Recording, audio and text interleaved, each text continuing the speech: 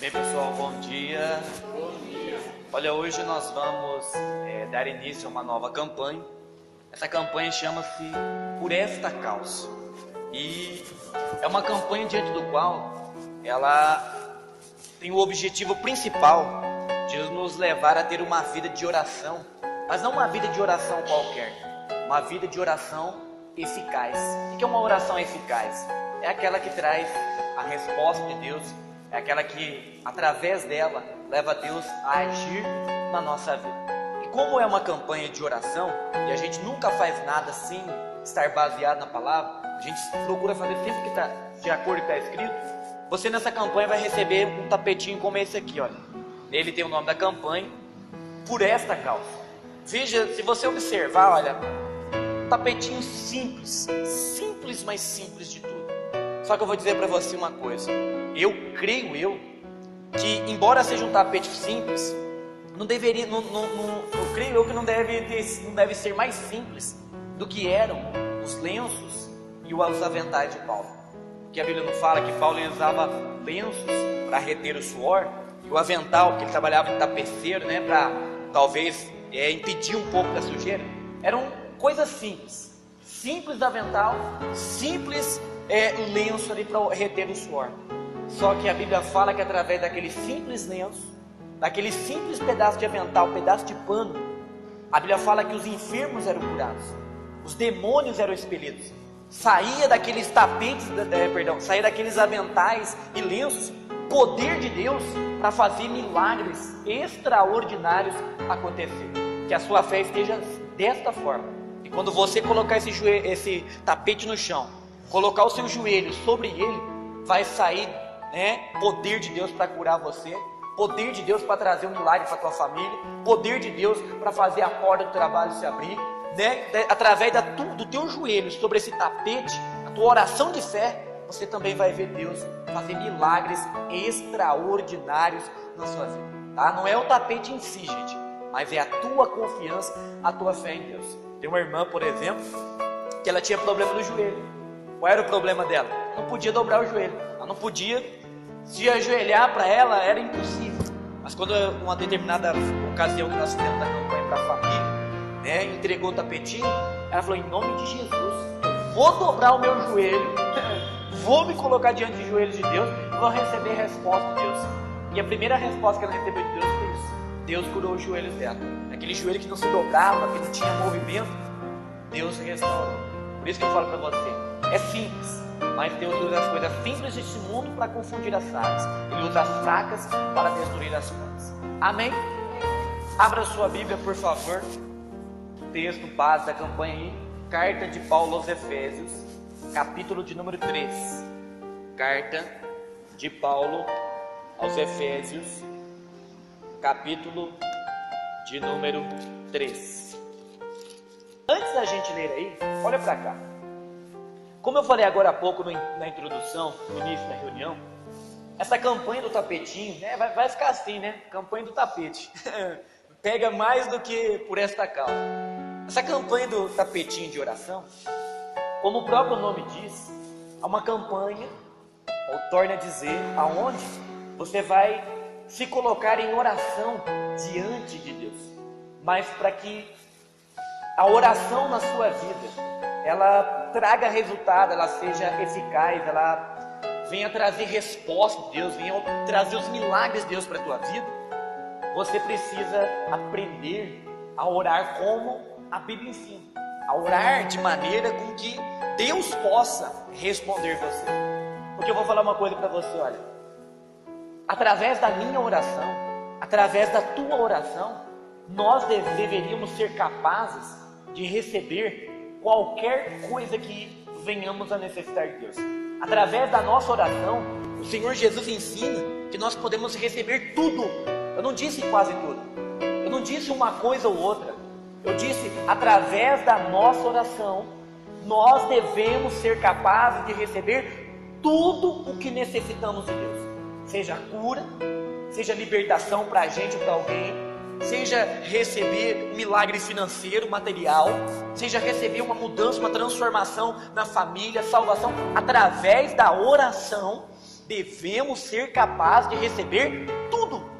E é aí que entra o problema na vida de muitas pessoas, porque a maioria das pessoas recebem ou pouco ou nada através da sua vida de oração.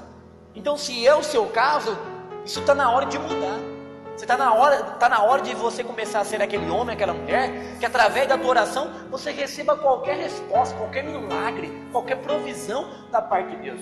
Por que eu digo para você que a nossa oração tem que ser assim? Porque Jesus falou assim: olha, em verdade, e tudo quanto pedirdes em oração, credes que recebestes, e assim será convosco. Jesus falou assim: e tudo quanto você pedir, como? Em oração. O que é oração, gente? O que é oração? Oração não é passar um tempo falando blá blá blá blá blá blá blá blá blá blá. Oração significa você falar com Deus. Orar significa se expressar através de palavras. Orar significa uma expressão mais perfeita que eu queria dar para você, que está na Bíblia. É você fazer conhecida diante de Deus a tua necessidade. Então, quando você coloca diante de Deus a tua necessidade através da oração, Jesus falou: você tem que pedir, e tudo que você pedir, você tem que receber. Mas qual é a condição básica? Crer. Se você crer, no momento que você ora, que você está recebendo aquilo que Deus prometeu para você, você recebe. Porque essa é a tradução perfeita de uma outra tradução da Bíblia, né? A King James Version, né? A versão do Rei Tiago. E tudo quanto você pedir em oração, creia que no momento que você pede, você está recebendo. Não que você vai receber. Já falei isso aqui e você já aprendeu. Tem pessoas que jogam a bênção lá para o futuro. Ah, Deus vai me responder, Deus vai me abençoar, Deus vai mudar, Deus vai transformar. Não, Deus já abençoou, Deus já respondeu, Deus já mudou, Deus já transformou. Quem ora com fé, pensa dessa maneira e age dessa maneira. Deus não vai fazer. Eu estou orando agora e Deus está operando agora. Eu estou pedindo agora, Deus está respondendo agora. Amém, pessoal? Está entendendo? Sim ou não? Então, o primeiro ponto aí, você entender que através da sua oração você pode receber tudo o que você necessita de Deus. Leia o texto agora. Capítulo 3, versículo de número 14. Paulo diz assim, tanto é que está o subtítulo aí, né? Paulo ora o quê? Novamente. Vamos ler aí. Por esta causa me ponho de joelhos diante do Pai, de quem toma o nome toda a família, tanto no céu como sobre a terra, para que segundo a riqueza da sua glória vos conceda que sejais fortalecidos com poder, mediante o seu Espírito, o Espírito Santo, no homem interior, e assim habite Cristo no vosso coração, pela fé, estando vós arraigados e alicerçados em amor, a fim de poderdes compreender com todos os santos, não é santo, imagem, coisa de escultura, fabricado pela mão de homens, né?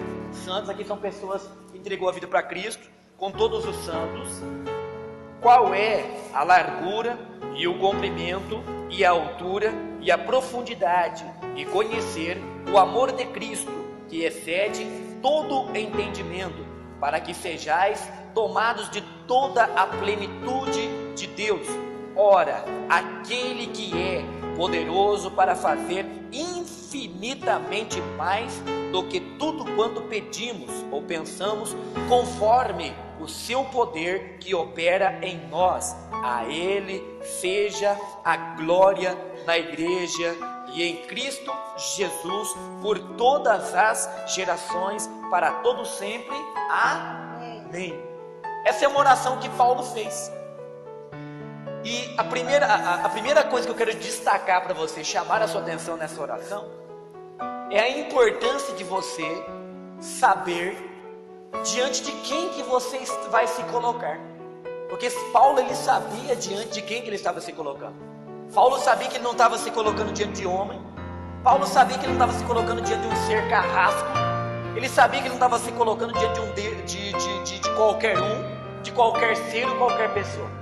Paulo diz assim: por esta causa me ponho de joelhos coloco de joelhos diante do Pai. Então Paulo tinha essa consciência. Eu estou me colocando diante do Pai, Pai de meu Senhor e Salvador Jesus Cristo, mas também meu Pai. Então ele tinha essa consciência, que ele estava se colocando diante do Pai. E é importante você também compreender isso. Você não vai se colocar diante de homem, a pedir algo para homem. Você não vai se colocar diante de um Deus, né? Mas vamos dizer assim, muquirana, mão de vaca, um Deus que retém as bênçãos dele. Tiago diz isso, para a gente pedir com fé, pedir com confiança para Deus, que Deus concede, e nada nos impropera. Deus, é um modo dele falar assim, olha, Deus não é como o ser humano. Já viu o marido pão duro? A esposa fala, marido, eu preciso de dinheiro para isso. Como diz o obreiro Oscar, né? Você dá 5 para voltar com o troco, né? Você dando 5, você gastar 2 e voltar com o troco. Meu Deus do céu, isso é mão de vaca, não é? Então Deus não é assim. A Bíblia fala que aquilo que a gente pede para Deus, Deus ele dá generosamente. Deus dá liberalmente. O que você quer? Deus é assim, ó, mão aberta. Então eu tenho que ter essa consciência. Eu estou me colocando diante do Pai. E não é um Deus mão de vaca, um Deus egoísta, um Deus que, né, é duro para conceder as coisas. Segundo, eu tenho que compreender isso, gente. Olha, que quando a gente fala de Deus, a gente está falando de um Deus que, como o próprio Senhor Jesus ensina a gente a olhar para Ele, é Pai. Você percebeu que quando a gente uma criança vai pedir algo para o pai, para a mãe, ela pede com toda a certeza, toda a confiança que vai receber? Agora, quando uma criança vai pedir algo para um estranho, ela pede com insegurança, ela pede com medo, ela pede insegura. É ou não é? Sim ou não? É. Agora, quando a criança vai pedir para o pai e para a mãe, ela não fica lá, mãe, pai, fica assim, fica aquele medo, não fica, né? A criança, você quer aquela lambida, né? Pai, mãe, não é? Dá um dinheiro, dá isso, dá aquilo, dá um videogame, aquela confiança, né? Quando é um estranho, senhor, pode me dar um... É assim. Por que a criança ela tem confiança diante do pai e da mãe e diante do estranho não? Porque é estranho. Então a gente não pode chegar diante de Deus como se Deus fosse um estranho. A gente tem que se colocar diante de Deus, né, com familiaridade, sabendo que Ele é o meu Pai. E Jesus não falou? Ora, se nós que somos maus, imperfeitos, sujeitos a errar, nós procuramos dar o melhor para os nossos filhos, quanto mais o nosso Pai Celeste nos dará o quê? Ou as coisas, ou o Espírito Santo, aqueles que lhe o quê? Pedir. Então o primeiro ponto dessa oração é isso.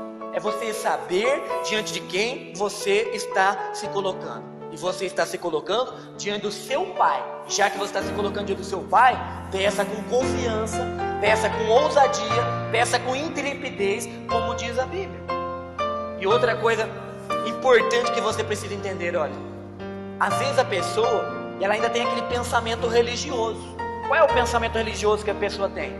Que às vezes Deus diz sim, e às vezes Deus diz não. Uma coisa eu concordo com você, a palavra de Deus é uma só. Sim, sim, e não, não. E a Bíblia fala que a minha palavra, a tua palavra tem que ser assim também. Sim, sim, e não, não. O que proceder disso, o que passar disso, é procedência do diabo. Deus não tem meia palavra, meia verdade. A palavra dele é uma só. Ou é sim, ou é não. Mas a gente precisa entender quando é que Deus diz sim e quando é que Deus diz não. Com relação a me abençoar, a te abençoar, com relação a Deus se manifestar na nossa vida com milagre, com cura, com libertação, abrindo portas, fazendo o impossível acontecer, o apóstolo Paulo fala que é sempre sim que Deus dá pra gente. Agora, quando Deus vê a gente no erro, quando Deus vê a gente no pecado, quando Deus vê a gente fazendo algo errado, Ele fala pra gente não. No sentido de proibição. Não peca, não erra, não adultera, não minta, não dê lugar para o diabo, não abandona a minha presença. Então, veja que até o não de Deus, até quando Deus diz não para a gente, é para o nosso bem. Porque Deus não quer ver a gente, né, se perder na fé, não quer ver a gente na mão do diabo, não quer ver a gente sofrendo. Agora, Deus nunca vai dizer não para você. Imagina, você está doente. Deus, meu Pai, me cura. E Deus, não, sofre mais um pouquinho aí. Sofre mais um pouco, rala na vida. Já pensou? É o diabo, né? Não é Deus. Senhor, eu preciso de um milagre. Eu preciso de uma porta de trabalho aberta. Não. Fica um pouco mais aí na miséria aí. Eu quero te ver endividado. Quero te ver passando fome. Já pensou se Deus fizesse isso, gente? Então esse raciocínio, esse pensamento que a pessoa tem, que às vezes Deus diz sim para a pessoa, às vezes Deus diz não, ou espera, não é bíblico. A palavra de Deus é muito clara. Deus, para nos abençoar, é sempre sim e amém. Sim, assim seja. Eu quero. Agora, quando é o pecado, quando é algo errado, Deus sempre vai nos proibir, sempre vai dizer não para a gente. Amém? Então, diante de quem que você vai se colocar hoje em oração? Diante do teu Pai.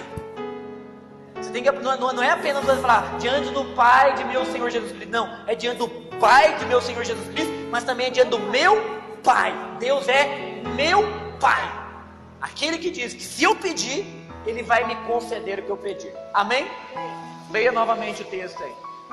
Outra coisa para a gente observar nessa oração. Versículo 14. Por esta causa me ponho como de joelhos diante do Pai. Segundo ponto da oração aqui, a posição em que Paulo ora. Talvez você possa perguntar, pastor, a posição que a gente ora faz tanta diferença? Digo para você que não. Você orar de pé, você orar sentado, você orar deitado, você orar de cócoras, né, que é assim. Você orar que nem a Bíblia fala que muitas vezes, né, alguns homens de Deus fizeram, né, eles colocaram o joelho no chão, o rosto em terra, né. A posição que você ora, outro dia eu falei na igreja lá em cima, você pode orar que nem um morcego, né? Como é que o morcego vive? Cabeça para baixo, você pode orar até de cabeça para baixo. O que importa não é a posição do seu corpo, mas é a fé e a confiança com que você vai orar. Só que o Paulo aqui, ele mostra uma maneira da gente orar. Ele fala assim, olha, por esta causa eu me ponho de joelhos diante do Pai. Então, quando a gente compreende o que significa se colocar de joelhos diante do Pai, quando a gente entende que não é apenas a posição do corpo, não é apenas o joelho fisicamente dobrado, mas é além, e é aí que a nossa oração, ela passa a ser como o Tiago descreve, oração poderosa, oração que tem muito poder por sua eficácia. E antes de eu comentar a respeito disso, eu vou colocar algo para você, olha. Uma vez, uma certa ocasião, eu ouvi um testemunho de uma pessoa. E esse testemunho dizia assim, havia uma família, era uma família humilde, porém era uma família que havia entregado a vida para o Senhor Jesus. Então tinha lá o pai, tinha a mãe, tinha os filhos. E essa família toda tinha entregado a vida para o Senhor Jesus, tinha deixado a idolatria, tinha deixado aquela coisa de imagem, aquela coisa de espíritos, de guias, tudo para trás. Se entregou de corpo, alma e espírito para o Senhor Jesus. E era uma família que, apesar de humilde, no sentido assim, de não ter grandes riquezas, prosperidade, mas era uma família que vivia com saúde, era uma família que vivia com paz, era uma família que vencia sempre os problemas, as lutas, as dificuldades da vida. Era uma família para quem tudo dava certo, apesar das lutas, tudo dava certo. Por quê? Porque cria no Senhor Jesus. E tinha um homem até que bem de vida, que morria de inveja daquele pai de família e da família daquele homem. Então o que esse homem, né, aparentemente até bem de vida, ele fez? Ele procurou um macumbeiro. Mas sabe que há macumbeiro e macumbeiro, né? Tem aqueles ali que é um pé rapado, né, que é só enganação. E tem aqueles que de fato tem um pacto com o diabo mesmo. Tem aqueles que realmente é do diabo, realmente. Bom, esse homem procurou esse tipo de macumbeiro. Aquele macumbeiro que realmente invocava os Exu, invocava os demônios, invocava os guias lá. E a destruição que era feita na vida das pessoas era grande. Bom, esse homem, aparentemente cheio de poder, mas irmão, cheio de inveja. Chega diante do macumbeiro e fala o seguinte: olha, tem uma família que eu quero ver essa família inteira destruída. Eu quero ver eles doentes, eu quero ver eles desempregados, eu quero ver eles com a vida amarrada, eu quero ver nada dar certo na vida deles. Eu quero que você faça um trabalho para destruir a vida dessa família. Olha, pode invocar o Exu que for, dinheiro não é problema, eu pago o que for, mas eu quero ver essa família destruída. E diz que o macumbeiro começou lá, né? Sapateado e rodopiava, e invocava o tranca-rua, invocava o Exu da morte, invocava o espírito da miséria, a pombagira. E o homem olhando lá, né? Aquele tambor batendo, aquela coisa toda de centro. E o macumbeiro começou a ficar, o que está acontecendo? Não deve estar descendo nenhum guia aqui, não está descendo nenhum demônio, não está descendo nenhum Exu aqui, nenhum responde. E o homem perguntou: está acontecendo alguma coisa? Eu não estou vendo nada. E o macumbeiro falou: olha, todos os Exus, até os maiores que eu estou acostumado a lidar e invocar, nenhum desce aqui. Falei: como? Aí o macumbeiro virou e falou assim: olha, os Exus, os espíritos, os demônios estão me dizendo que contra o povo do pé virado para trás eu não posso nada. Você não entendeu ainda? Já coloquei isso aqui. Você não sabe o que é povo? Não é curupira não, viu? A lenda do curupira, né? Que o pé virado para trás. Isso é demoníaco, né? Sabe o que é o povo do pé virado para trás? Isso aqui, ó. Olha lá.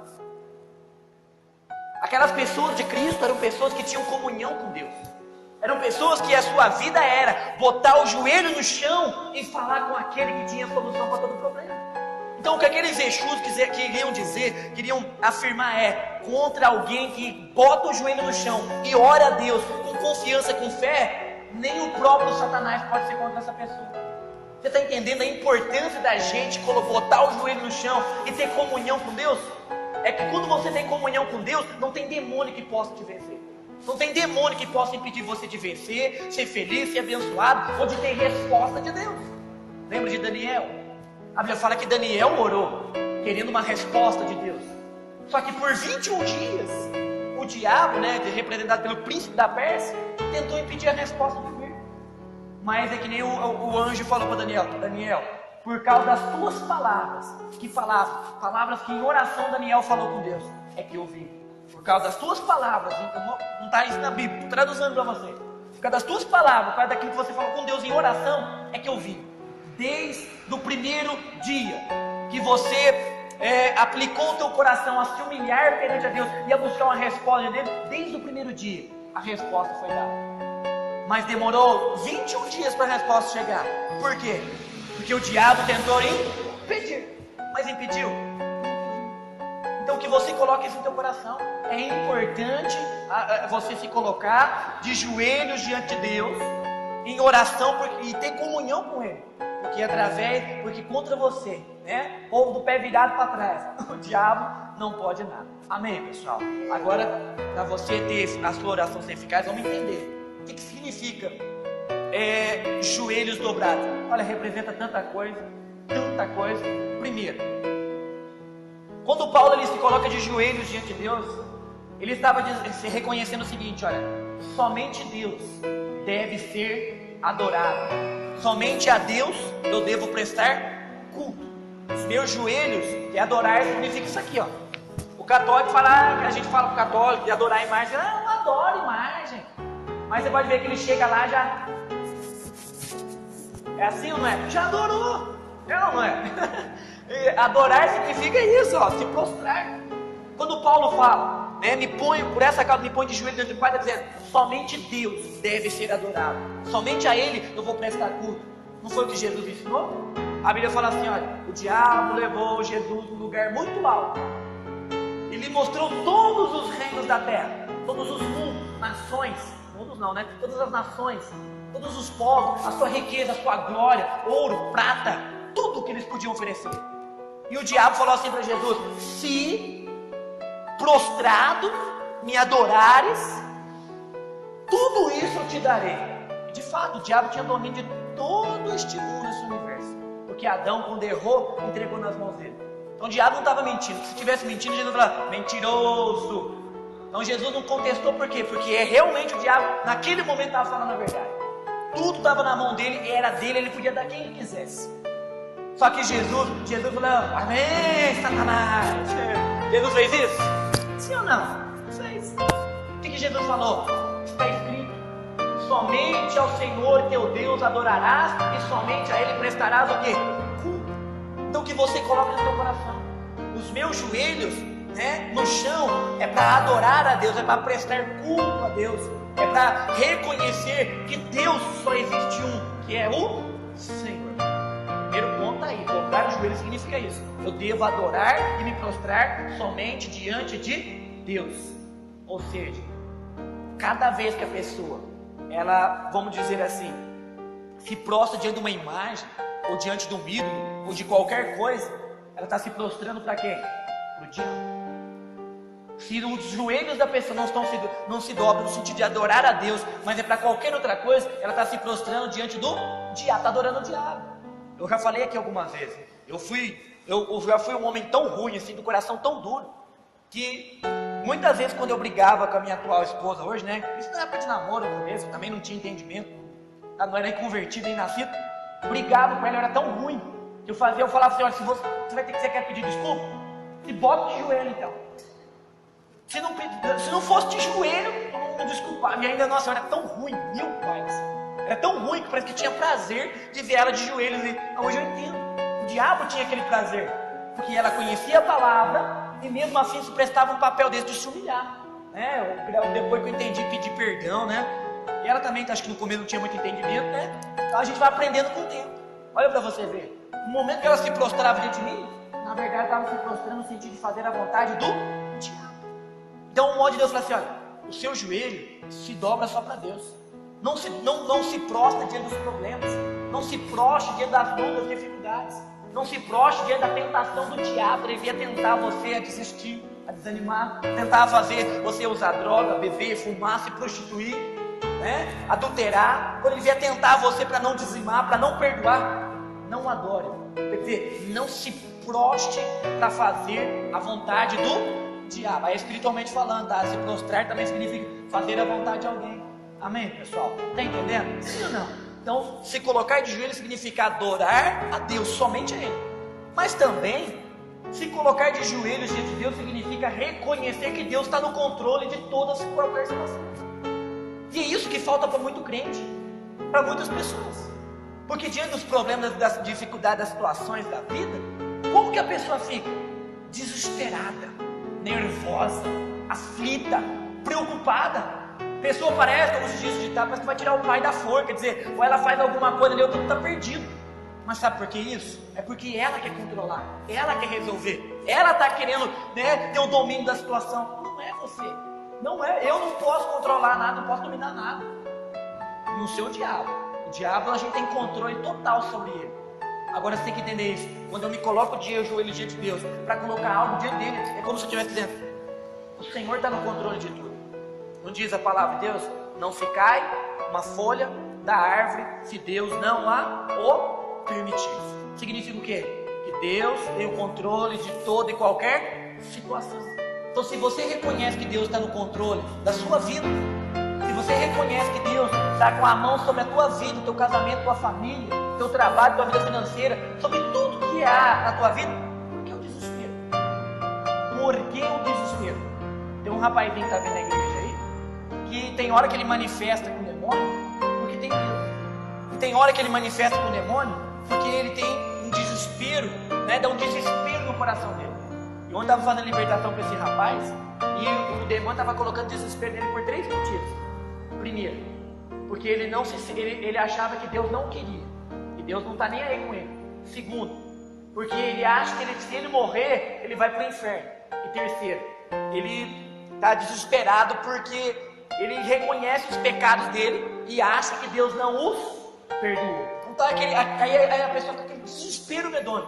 No desespero, quem tem lugar na vida da pessoa é o diabo. E de repente, muitas pessoas vivem assim. De repente, por algum motivo, você vive desesperado. Eu peguei e falei para ele, olha, orei para ele, Deus, que o teu Espírito Santo convença do teu amor por ele, que o teu Espírito Santo convença de que ele foi perdoado em Cristo Jesus, e que o Senhor o convença, meu Deus, de que se ele morrer, sendo ele falho, imperfeito, cheio de defeitos, ele é salvo. Porque a gente não é salvo porque eu mereço, porque eu sou bom, mas eu sou salvo pela graça de Deus, pela fé. Sim ou não, gente? Então, quem convence a gente disso? O Espírito Santo. E quando o Espírito Santo convence a gente disso, vem uma paz, uma tranquilidade no coração. Então, eu tenho que reconhecer isso também. Deus está no controle de toda e qualquer situação. Enquanto Deus estiver no controle, nada é perdido, nada está derrotado, não é o fim disso, não é o fim daquilo. Agora, quando você estiver tentando controlar as coisas, já era. Você vai perder o controle. É que nem uma pessoa que está na direção do carro lá e qualquer coisa perde o controle e a coisa vai ficar feia. Quando Deus está no controle, na direção da nossa vida, nada é perdido. Amém? Quer ver outra coisa? O que significa dobrar o joelho diante de Deus? Significa se render. Quando Paulo se colocou de joelhos diante de Deus, ele estava dizendo: Senhor, eu me rendo diante do Senhor, eu me entrego totalmente para o Senhor. E eu te pergunto, nesse tempo todo que você diz ter entregado a tua vida para o Senhor Jesus, você de fato, verdadeiramente se rendeu para Deus? Se entregou totalmente para Deus? Porque tem pessoas que estão na igreja faz tempo, gente. E eu estou dizendo isso porque a Bíblia ensina e porque eu já fui assim também. Lembra que eu falei para você que no começo eu não tinha nem conversão, não tinha nem... E depois de uns 3 anos na igreja que eu fui nascer de novo. Que realmente eu fui ter uma conversão a Cristo. Porque os primeiros anos eu era um crente Raimundo, como diz, né? Pé na igreja e pé no mundo.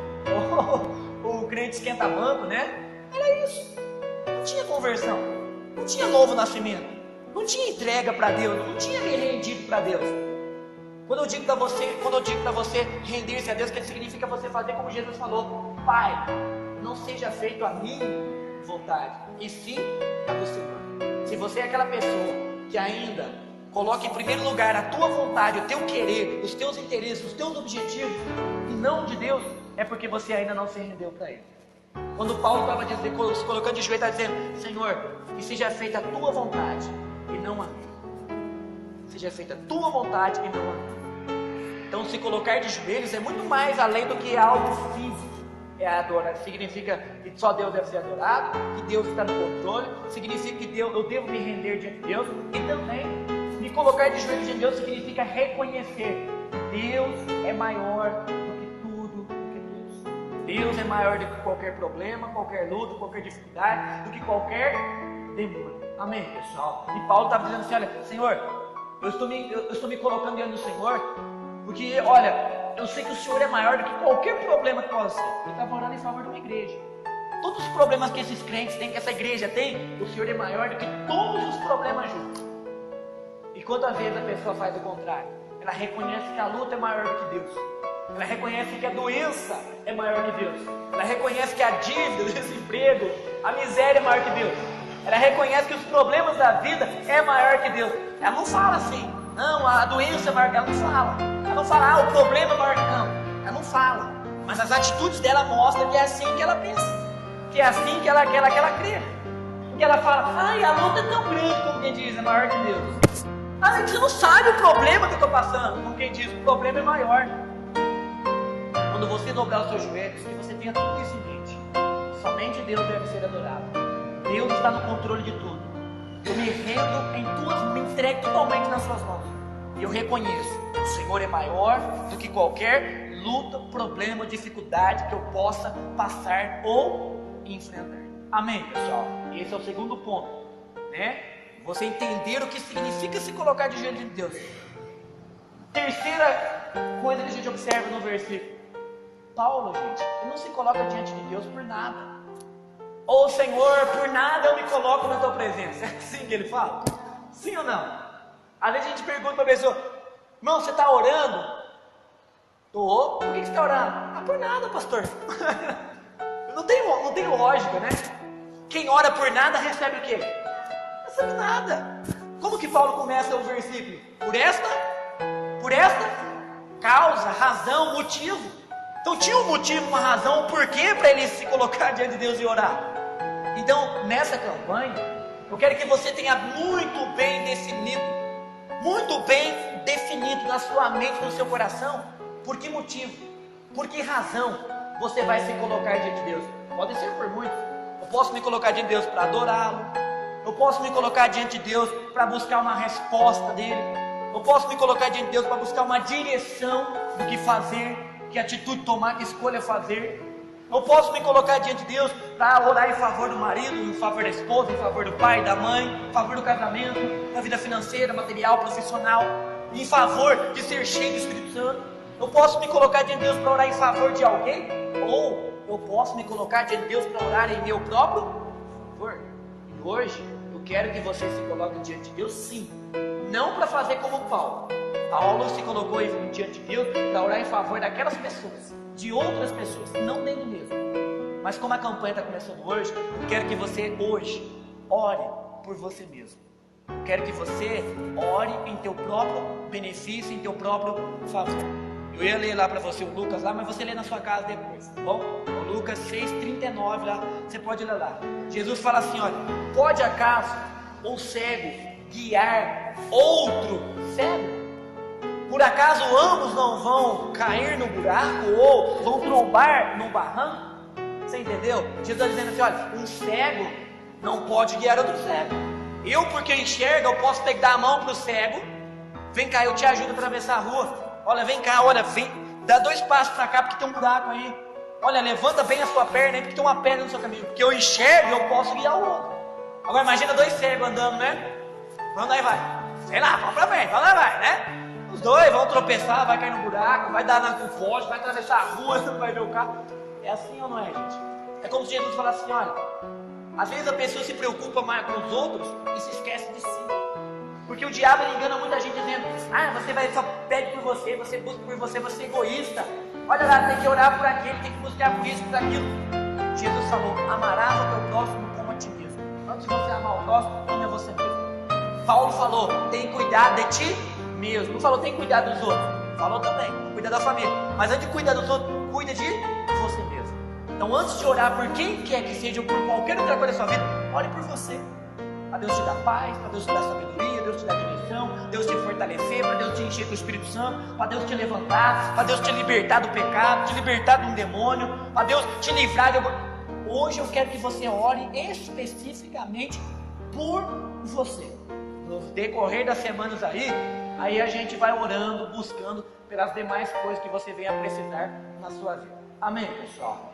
Está entendendo? Sim ou não? Você vai orar por quem então? Por você. Porque se você estiver bem, você estiver forte, você estiver abençoado, você vai traspassar isso para as outras pessoas. Se nem você recebeu, como é que você vai receber para os outros? Né? Amém?